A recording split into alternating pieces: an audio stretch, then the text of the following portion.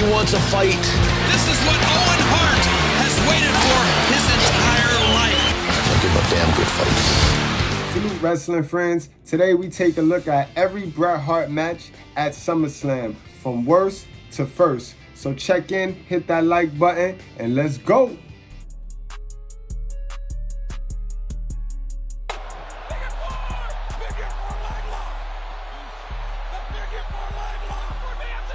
Now guys, when you think of WrestleMania, you think of Shawn Michaels, right? Because we call Shawn Michaels Mr. WrestleMania. But now, I'm finna show you guys why we gotta start calling Bret Hart Mr. SummerSlam. Because Bret Hart, he's been involved in some of the greatest matches in SummerSlam's history. And he's been involved in some of the greatest IC Intercontinental title matches. And we know how important the IC title is. That is the workers' title. That title sometimes, the work rate on that title sometimes outworks the big old gold, guys. So let's check this out. Let's start with one of his worst SummerSlam matches.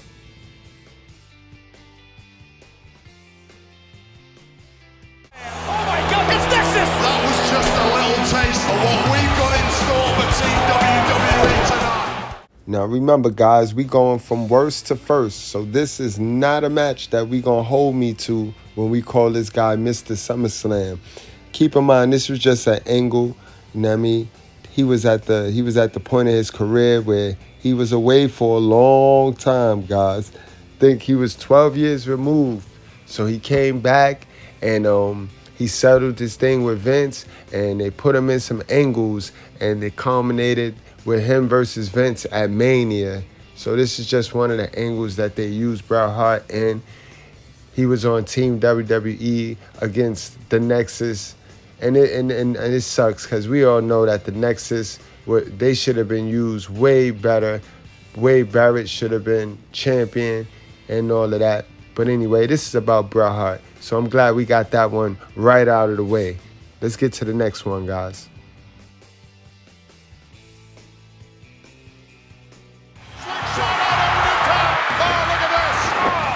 Now, if 2010 was how he ended his SummerSlam career, this is how it all started, guys. The inaugural 1988 SummerSlam. He was in a tag team.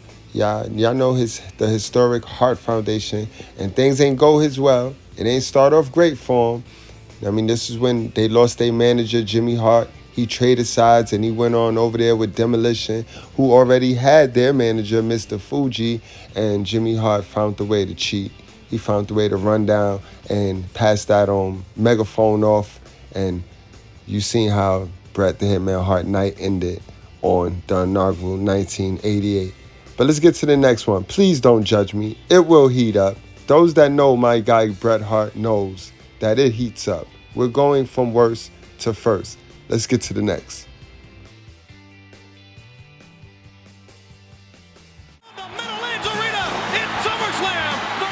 I want to add a little caveat and a side note to this match. This match was not for the tag team titles, and the Brainbusters was the tag team champions at the time.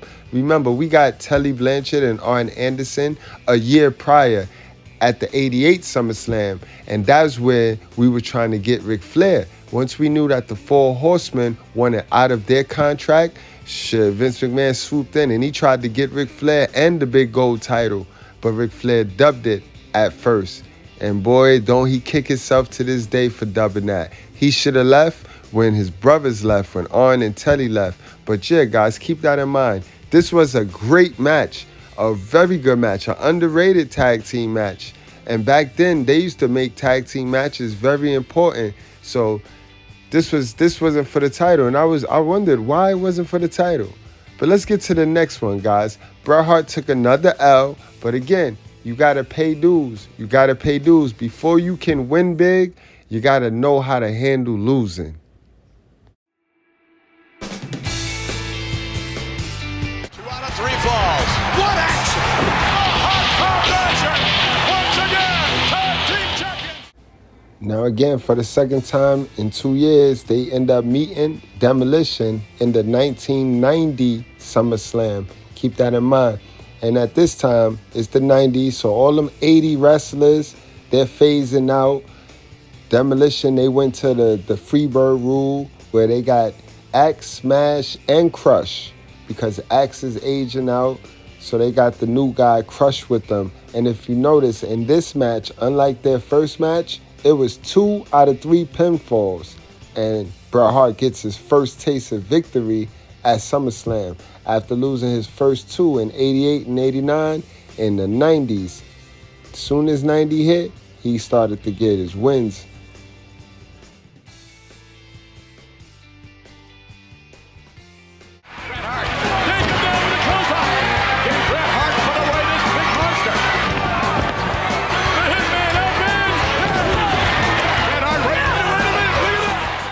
Now we're going to have to skip ahead to 1995 SummerSlam in order to catch a weak Bret Hart match.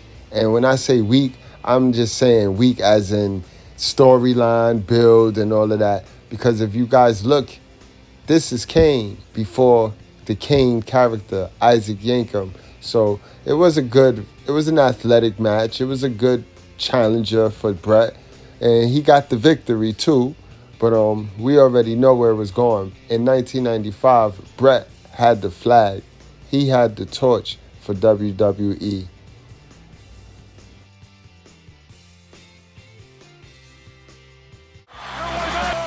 Now, guys, keep in mind, please be respectful in the comment sections and in the chats.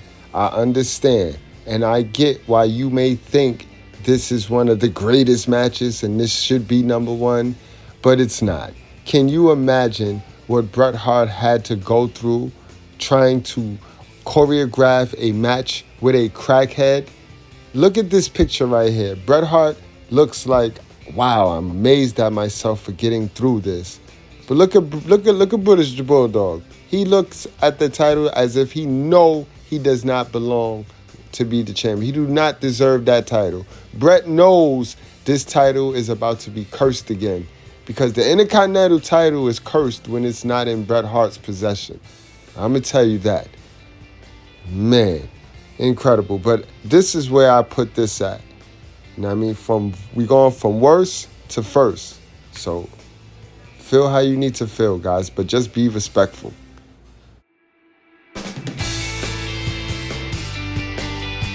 Michaels, I am here to be an impartial referee.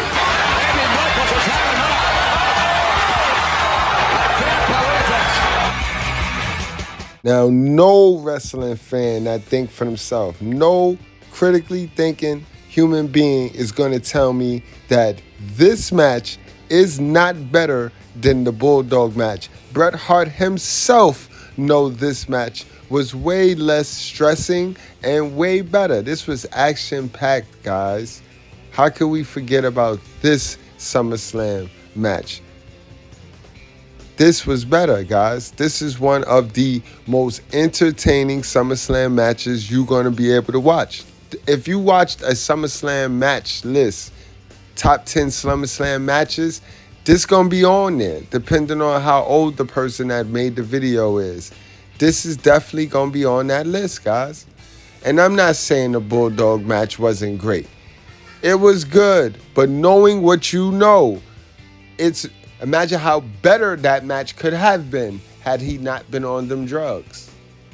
But in any event, this right here kick-started the Michaels. This was the straw that broke the camel's back, and it's been well documented. We know what happened that year's Survivor Series, guys. So let's get to the next, because now it's heating up. Now we're understanding why Bret Hart is Mr. SummerSlam. Keep in mind, this victory here tied him with Hogan as the five-time world champion, guys.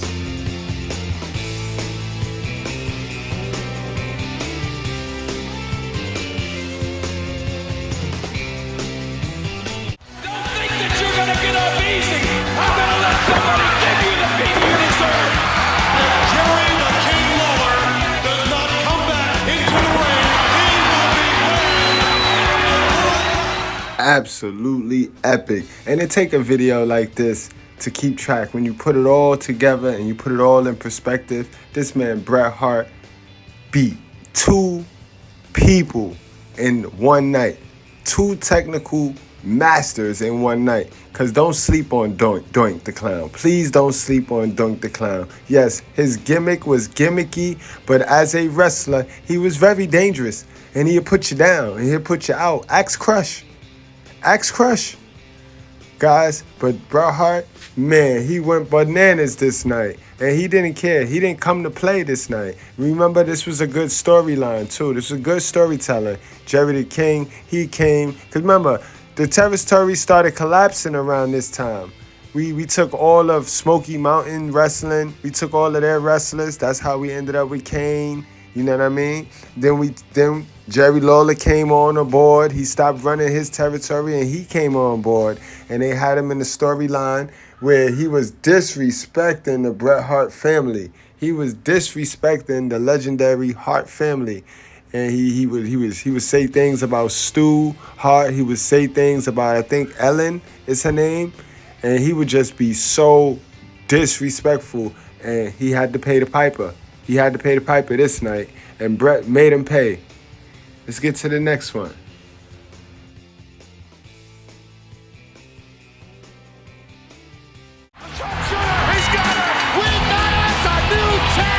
Now, guys, if that last match between him and The Undertaker with Shawn Michaels as special guest referee, if that was the match that showed him he can be a heel, this was the match that showed the world Bret Hart can be a breakout solo star, because this was the night he earned the name Mr. SummerSlam.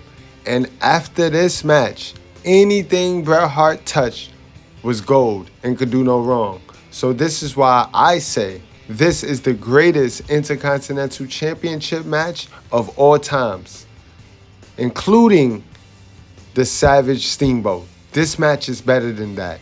And it is better than the Wembley Stadium British Bulldog versus Bret Hart match. All right, guys? Now let's get to the #1 SummerSlam Bret Hart match.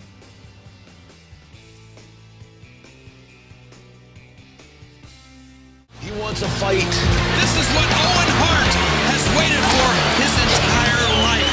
I'll give him a damn good fight. And this was a hell of a feud. This was great wrestling, great storytelling, great booking. Man, a lot of people think that the WrestleMania 10 match that they had was one of the greatest matches, but I think you need to go back and watch this one. I think this is their best match right here. And this match right here is the reason why a lot of us modern wrestling fans, we don't respect that Jimmy and Jey Uso match that they rolled out to us. We was expecting to get something like this, and they rolled that out. You got to do better, because we saw this. And again, guys, we've just watched my list of every single Bret Hart SummerSlam match from worst to first. So you guys let me know what you think, what your list is in the comment section. If you like wrestling content, especially old school, hit that like button. And if you really a wrestling head, like you say you're a wrestling head, you might as well go on and subscribe, yo. Salute to my Toxic Ring Scandalous. Salute to Red Carpet Ring. And a big shout out to the Pink Squared Circle. We see y'all. Go subscribe to them guys too, y'all. Enjoy y'all day. I'll see y'all later. This is a wreck. He's moving like an uncaged animal. No lie, he's wild in there.